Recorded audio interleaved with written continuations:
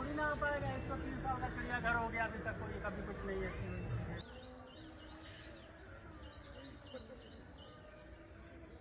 जब भी हर वर्ष ऐसे कैप्टिव ब्रीडिंग एरियाज़ में, चाहे वो ज़ू हो या सफारीज़ हों, जब भी गर्मियाँ आती हैं या मौसम में परिवर्तन होता है या सर्दी आती है, तो बहुत सारे रखरखाव के हम लोगों को काम करने पड़ते हैं।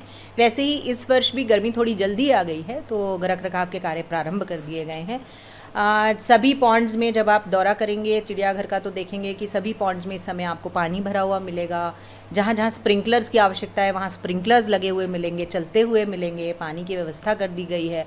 उसके अलावा जैसे हमारे पक्षियों के बाड़े हैं या जहाँ पे ज़्यादा धूप आती है, जो हमारे सेंसिटिव एनिमल्स हैं, वहाँ पर चटाइयाँ लगा दी गई हैं। खस की चटाई हम लोग लगाते हैं ताकि उसको गीली कर सकें और ठंडी हवा दे सकें।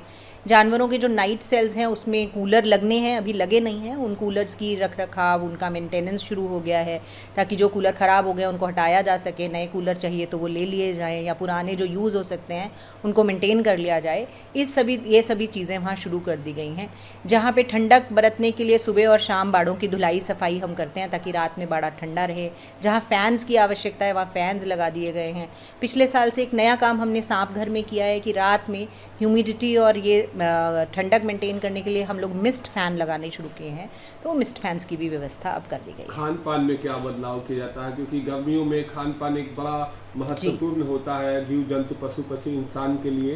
वैसे में खान पान में क्या बदलाव किया गया है? देखिए, खान पान में अगर बदलाव की बात करें तो धीरे धीरे अब हम जूसी फ्रूट्स, जूसी वेजिटेबल्स अब हम एनिमल्स को देने लगेंगे, ताकि अगर जानवर पानी कम पीता है तो उससे पानी की जो कमी है वो जूसी फ्रूट्स और वेजिटेबल्स खाकर पूरी हो जाए। जैसे तरबूज हो गया, आम हो गया, इस तरह के फ्रूट्स जो होंगे वो अब आपके फूड में आ जाएंगे। वेजिटेबल्स में खीरा, ककड़ी, कद्दू, लौकी, ये सब वेजिटेबल्स जो हैं वो शाकाहारी जानवरों में हम ऐड कर देंगे। मांसाहारी जानवरों में खाने में बहुत ज़्यादा चेंज नहीं कर सकते क्योंकि वो मीट खाते हैं, उनके लिए तो मीट ही होगा। लेकिन हाँ, उनका ऑब्जर्वेशन हम लगातार करते रहते हैं कि जानवर किसी दिन खाना ज़्यादा तो नहीं छोड़ दिया, कम तो नहीं खा रहा है, खाने पे इमीडिएटली आ रहा है कि नहीं आ रहा है।